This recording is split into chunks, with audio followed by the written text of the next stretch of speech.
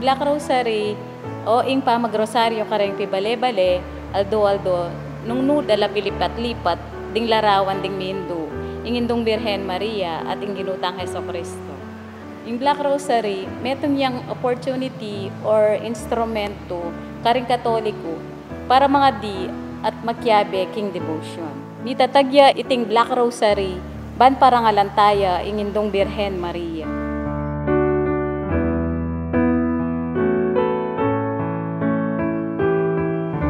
Ingulaganan niting Black Rosary, ban miyabe-yabe lang mga di, ding pamilya at ding malating komunidad. Ing kabalduganan niti, meton yan debosyon king indong Birhen Maria.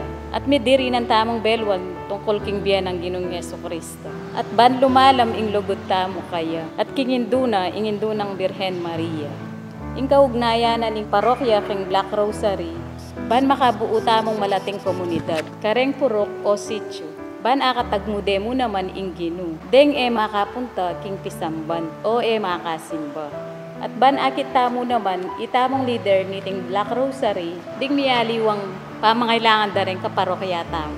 At keng malating paralan, makayan tabi tamo naman kaniting pamangailangan da. At kaniting Black Rosary, mi kapag kakataon tamo naman, ban kanita, ang umpisan tayo, ing kaya katamong gagawa na BEC, o Basic Ecclesial Community. Anong nuka rin, mi kapag kakataon tamo naman, ban idakya tayo, ing amano ning ginutamong Heso Kristo.